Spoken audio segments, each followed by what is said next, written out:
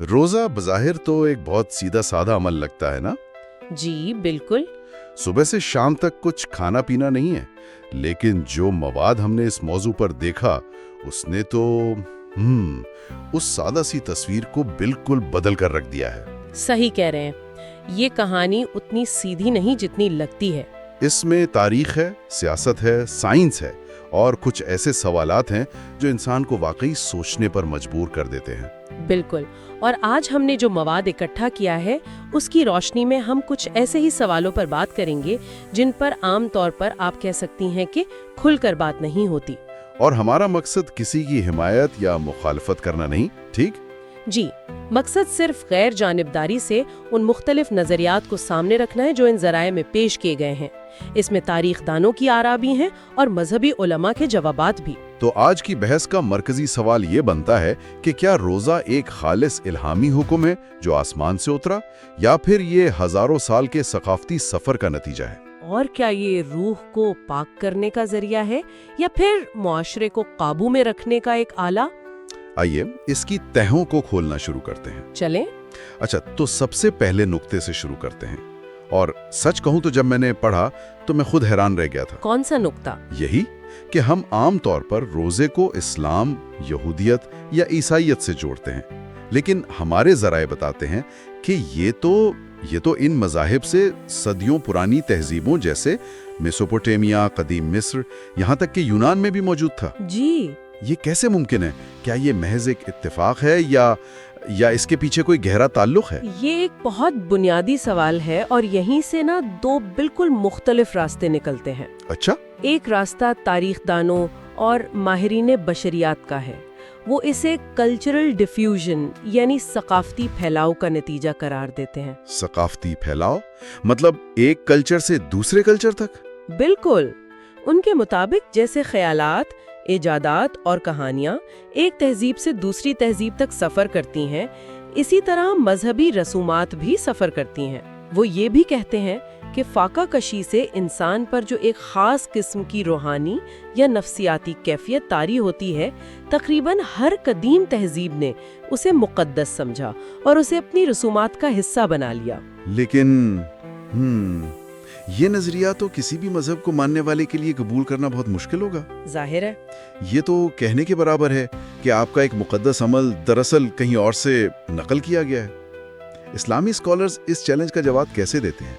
क्या वो इस तारीखी हकीकत को मानते हैं? वो इस हकीकत को तस्लीम करते हैं, लेकिन उसकी तशरीह बिल्कुल मुख्तलिफ अंदाज में करते हैं। वो कैसे? वो कुरान की सूरतुल बकरा की आयत 183 का हवाला देते हैं, जिसमें कहा गया है, तुम पर रोजे फर्ज किए गए जिस तरह तुमसे पहले लोगों पर फर्ज किए गए थे। ओह, तो ये तो कुरान में ही मौजूद है। जी, क्लासिकी मुफस्सिरीन जैसे इब्ने कसीर और अल तबरी के नज़दीक ये आयत खुद इस बात का सबूत है कि ये मुमासलत अपनाने या नकल की वजह से नहीं बल्कि तसलसल की वजह से है। तसलसल यानी कंटिन्यूएशन? बिल्कुल। उनका नजरिया ये है कि खुदा ने हर कौम की तरफ बुनियादी पैगाम एक ही भेजा था और रोजा उसी पैगाम का हिस्सा था। वक्त के साथ साथ दूसरी कौमों में इसकी शक्ल बिगड़ गई, लेकिन इसकी असल इल्हामी ही थी। तो ये नकल नहीं बल्कि एक ही डिवाइन सोर्स की बाकियात है। अच्छा, तो एक नजरिया इसे सकाफती इर्तिका कहता है और दूसरा इल्हामी तसलसल। इसी से जुड़ी एक और बहुत दिलचस्प बात जो हमारे जराए में सामने आई, आशूरा के रोजे की। जी बिल्कुल, कि इब्तिदाई इस्लामी तारीख में रमज़ान के रोज़े फ़र्ज होने से पहले पैगंबर इस्लाम और सहाबा यौम आशूरा का रोज़ा रखा करते थे, और ये रोज़ा यहूदी रिवायत यौम कपूर से बहुत गहरा ताल्लुक रखता था। जी, ये एक तारीखी हकीकत है। तो क्या इसका मतलब ये है कि इब्तिदाई मुसलमान एक तरह से यहूदी रिवायत पर अमल कर रहे थे? ये तो बहुत बड़ी बात है। जी, ये एक तारीखी हकीकत है जिसे इस्लामी ज़राए खुद बयान करते हैं। इस्लामी उलमा इस अमल की वजाहत के लिए तकर्रुफ की इस्तिलाह इस्तेमाल करते हैं। तकर्रुफ? जी, जिसका मतलब है प्रोफेटिक डिस्क्रेशन या पिछली इल्हामी रिवायात की आर्जी तौर पर तस्दीक करना। उनके मुताबिक ये इस बात का इशारा था कि इस्लाम पिछले अंबिया की तालीमात को तस्लीम करता है, लेकिन जब रमज़ान के रोज़ों का वाज़ेह हुक्म आ गया तो पिछले अमल को नस्ख यानी ایبروگیشن کے ذریعے منسوخ کر دیا گیا۔ نسخ یعنی ایک حکم نے دوسرے کی جگہ لے لی، کیوں؟ اس کی کیا وجہ تھی؟ وجہ تھی ایک الگ اور منفرد مسلم شناخت کا قیام۔ اچھا، مقصد یہ تھا کہ امت مسلمہ کی عبادات کا اپنا ایک مخصوص نظام ہو جو اسے دوسری اقوام سے ممتاز کرے۔ تو اگرچہ عمل کی ظاہری شکل یعنی بھوکا پیاسا رہنا ایک جیسی لگ سکتی ہے، لیکن اس کے پیچھے کی وجہ، نیت، قانون اور مقصد وہ بالکل منفرد ہو گیا۔ ایک طرح سے جیسے پرانے سافٹ ویئر کو اپڈیٹ کر کے نیا ورژن جاری کر دیا گیا ہو۔ بالکل، آپ ایسا کہہ سکتے ہیں، ایک ایسا ورژن جو زیادہ جامع اور مکمل ہو۔ یہ نسخ یا ایبروگیشن کا نظریہ بہت دلچسپ ہے، یعنی کہ ایک حکم دوسرے کی جگہ لے رہا ہے۔ لیکن اس سے تو یہ سوال پیدا ہوتا ہے کہ اگر خدا کا قانون حتمی اور غیر متغیر ہے تو وہ وقت کے ساتھ اتنا ڈرامیٹک طور پر بدلا کیوں؟ مطلب بائبل میں روزہ اختیاری عمل ہے، یہودیت میں سال کے کچھ دنوں کا، اور اسلام میں پورے ایک مہینے کا لازمی عمل، اس میں کیا منطق ہے؟ دیکھیں، اس کی وضاحت کے لیے اسلامی الہیات میں دو بڑے تصورات پیش کیے جاتے ہیں۔ ایک تو نسخ ہے جس پر ہم نے ابھی بات کی، دوسرا اہم تصور تدریج یعنی پروگریسو ریویلیشن کا ہے۔ تدریج؟ جی، اس نظریے کے مطابق اللہ نے انسانیت کی ذہنی، سماجی اور روحانی صلاحیت کے مطابق اپنے احکامات نازل کیے ہیں۔ اس کی کوئی مثال دے سکتے ہیں؟ بالکل، جیسے آپ پہلی جماعت کے بچے کو الجبرا یا کیمسٹری کے فارمولے نہیں سکھا سکتے۔ آپ اسے پہلے گنتی سکھاتے ہیں، پھر جمع تفریق، اور پھر آہستہ آہستہ پیچیدہ مضامین کی طرف لاتے ہیں۔ صحیح۔ اسلامی اسکالرز کہتے ہیں کہ اللہ نے بھی انسانیت کی تربیت اسی طرح کی۔ ہر دور کے نبی اس دور کے لوگوں کی ذہنی سطح اور ضروریات کے مطابق قوانین لائے۔ یہ قوانین اپنی جگہ مکمل تھے، لیکن وہ ایک بڑے منصوبے کا حصہ تھے۔ لیکن کیا اس سے یہ تاثر نہیں ملتا کہ پچھلے قوانین نعوذ باللہ نامکمل یا ناقص تھے؟ وہ اسے ناقص نہیں بلکہ اپنے وقت کے لیے مناسب کہتے ہیں۔ اسلامی نقطۂ نظر سے قرآن میں دیے گئے احکامات اس الہامی سلسلے کی آخری اور سب سے کامل شکل ہے، لہٰذا یہ خدا کی ذات میں تبدیلی نہیں بلکہ انسانیت کی رہنمائی کے طریقے میں ایک ارتقاء ہے۔ اچھا، تو قانون کی شکل تو وقت کے ساتھ بدلی، لیکن اس کے مقصد کے بارے میں کیا خیال ہے؟ مقصد کی بات کریں تو ہمیں بتایا جاتا ہے کہ روزہ روحانیت اور خود شناسی کے لیے ہے، لیکن ذرائع بتاتے ہیں کہ تاریخ میں تو اس کا استعمال بالکل مختلف مقاصد کے لیے بھی ہوتا رہا ہے۔ جی، جیسے سیاسی مقاصد کے لیے۔ بالکل، بادشاہ جنگ سے پہلے پوری قوم کو روزہ رکھنے کا حکم دیتے تھے، یا کسی قدرتی آفت پر اجتماعی سوگ کے لیے۔ کیا یہ اس بات کی طرف اشارہ ہے کہ روزہ دراصل سماجی کنٹرول کا ایک آلہ ہے جسے مذہب کا لباس پہنا دیا گیا؟ یہ روزے کی ایک اور جہت ہے جہاں اس کا انفرادی اور اجتماعی کردار آپس میں ٹکراتا نظر آتا ہے۔ ایک فرانسیسی مفکر ہے مشل فوکو، انہوں نے پینوپٹیکون کا ایک نظریہ پیش کیا تھا۔ پینوپٹیکون وہ کیا ہے؟ یہ ایک ایسی جیل کا ڈیزائن تھا جس کے مرکز میں ایک ٹاور ہوتا تھا اور چاروں طرف قیدیوں کے سیل۔ قیدیوں کو یہ تو نہیں پتا ہوتا تھا کہ گارڈ انہیں کس وقت دیکھ رہا ہے، لیکن انہیں یہ احساس ہر وقت رہتا تھا کہ ان پر نظر رکھی جا رہی ہے۔ اچھا، اس احساس کی وجہ سے وہ خود ہی اپنے رویے کو کنٹرول کرتے تھے۔ یہ تو بہت دلچسپ ہے۔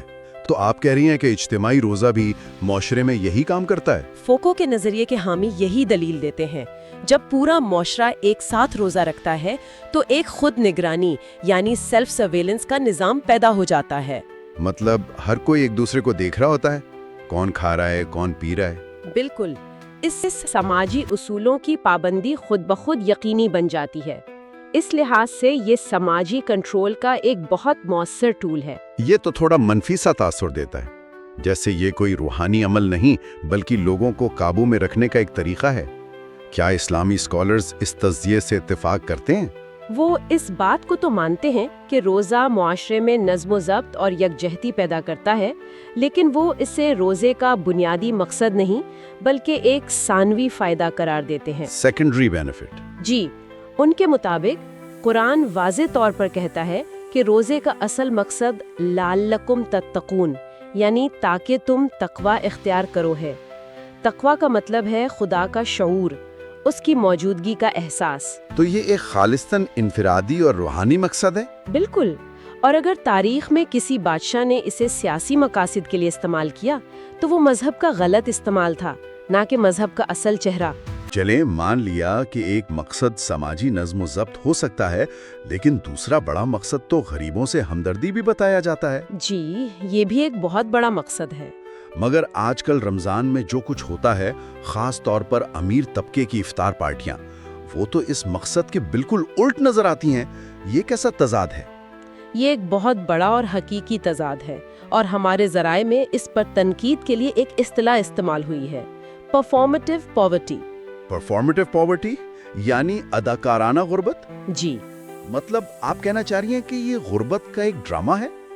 دن بھر بھوکے رہ کر غریبوں کا احساس کرنے کا دعویٰ کرنا اور پھر رات کو ایسی دعوت کرنا جیسے کسی بادشاہ کی شادی ہو، یہ تو ہمدردی سے زیادہ دکھاوا لگتا ہے۔ بالکل، یہ ایک ایسی صورتحال ہے جہاں آپ غربت کی تکلیف کا تجربہ کرنے کا صرف دکھاوا کرتے ہیں، جبکہ آپ کو پورا یقین ہوتا ہے کہ شام میں آپ کے سامنے دنیا کی ہر نعمت موجود ہوگی۔ یہ حقیقی ہمدردی تو نہ ہوئی۔ نہیں، لیکن اہم بات یہ ہے کہ اس دکھاوے اور فضول خرچی پر خود اسلامی اسکالرز بھی سخت تنقید کرتے ہیں۔ کلاسیکی علماء سے لے کر آج کے جدید اسکالرز جیسے شیخ حمزہ یوسف سب اس بات پر متفق ہیں کہ رمضان میں اسراف اور دکھاوا روزے کی روح کے خلاف ہے۔ تو کیا اسلامی قانون میں اس مسئلے کا کوئی حل موجود ہے؟ جی، اس کی ایک بہترین مثال روزے کے کفارے میں ملتی ہے۔ اگر کوئی شخص جان بوجھ کر بغیر کسی شرعی عذر کے روزہ توڑ دے تو اس کا کفارہ 60 مسکینوں کو 2 وقت کا کھانا کھلانا ہے۔ اچھا، یہ قانون اس عبادت کو براہ راست دولت کی منصفانہ تقسیم اور سماجی ذمہ داری سے جوڑتا ہے۔ اس سے پتہ چلتا ہے کہ اصل مقصد ہمدردی ہی ہے، لیکن انسان کا عمل بعض اوقات اس مقصد سے بھٹک جاتا ہے۔ یہ تو ہوئی مقصد کی بات، لیکن آج 21ویں صدی میں روزے کو کچھ بالکل نئے چیلنجز کا سامنا ہے، جن کے بارے میں شاید 7ویں صدی میں سوچا بھی نہیں جا سکتا تھا۔ جی، جیسے صحت اور جغرافیہ کے مسائل۔ بالکل، سب سے پہلے تو صحت۔ جدید میڈیکل سائنس پانی کے بغیر طویل روزہ رکھنے یعنی ڈرائی فاسٹنگ کے خطرات سے آگاہ کرتی ہے۔ ڈی ہائیڈریشن، گردوں پر اثر، کیا یہ الہامی حکم صحت کے جدید اصولوں سے ٹکراتا ہے؟ یہ آج کے دور کا ایک بہت اہم سوال ہے، لیکن اس کا جواب اسلامی قانون کے ایک بنیادی اصول میں موجود ہے، اور وہ اصول ہے لا ضرر ولا ضرار۔ یعنی نہ خود کو نقصان پہنچاؤ اور نہ کسی دوسرے کو۔ بالکل، یہ اصول صحت اور زندگی کی حفاظت کو ہر چیز پر فوقیت دیتا ہے۔ اسی لیے روزے کے قانون میں بیمار، مسافر، حاملہ خواتین اور بہت زیادہ عمر رسیدہ افراد کے لیے چھوٹ ہمیشہ سے موجود رہی ہے۔ تو مقصد جسم کو اذیت دینا کبھی نہیں رہا؟ کبھی نہیں، بلکہ کچھ جدید مسلم ڈاکٹرز اور سائنسدان تو اس کے فوائد کا بھی ذکر کرتے ہیں، جیسے آٹوفیجی۔ وہ کیا ہوتا ہے؟ جس میں بھوکا رہنے کے دوران جسم اپنے ناکارہ اور بیمار خلیوں کو خود ہی صاف کرنا شروع کر دیتا ہے۔ لیکن وہ بھی اس بات پر بہت زور دیتے ہیں کہ یہ فوائد صحت مند افراد کے لیے ہیں، اور اگر ڈاکٹر روزہ رکھنے سے منع کرتا ہے تو روزہ رکھنا شرعی طور پر بھی منع ہو جاتا ہے۔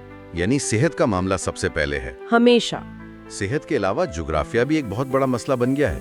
شمالی ممالک جیسے ناروے یا سویڈن، وہاں گرمیوں میں دن 20، 21 یہاں تک کہ 22 گھنٹے کا ہو سکتا ہے۔ جی، یہ انسانی برداشت سے باہر ہے۔ تو 7ویں صدی کے عرب کے لیے بنایا گیا قانون یہاں کیسے کام کر سکتا ہے؟